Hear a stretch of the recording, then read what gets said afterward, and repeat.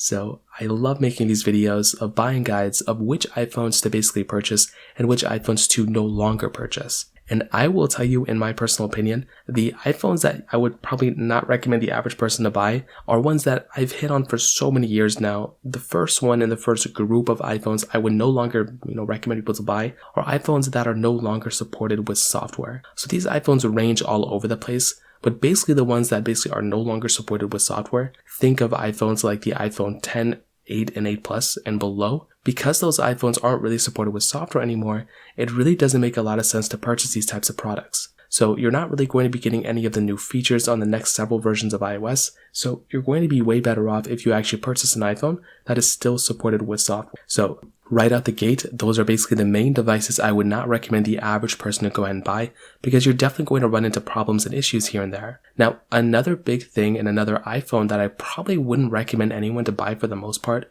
is probably, to be honest, the iPhone SE3. This is another one I've hit on so many times. In fact, the same day I'm making this video, I already dropped another video about the iPhone SE3. It's one of the most perplexing iPhones of all time. I'm definitely not a fan of this iPhone at all. And when I look back at, these particular iPhones, I'm just not that big of a fan of it. So keep that in mind. I'm personally a big fan of, iPhones in general. Unfortunately, with this type of, device, I'm just not that big of a fan of it. And that's just kind of what happens when you're getting this type of, iPhone. So that right there kind of covers it up from that perspective as well. Finally, the other group of iPhones that's kind of a new one to me that I didn't really hate on too much, and I don't hate them, I just don't think they're that good of a value and price, is the iPhone Plus series. Now, I think the 14 Plus and 15 Plus are very good iPhones. I think they're very, very good devices. I just don't think they're good priced iPhones. I think the iPhone 14 Plus, with it being the same price as the iPhone 15 in the brand new market, it just doesn't make any sense at all to buy that iPhone. You are much better off purchasing an iPhone 15 over the iPhone 14 Plus. But even the iPhone 15 Plus, with that iPhone,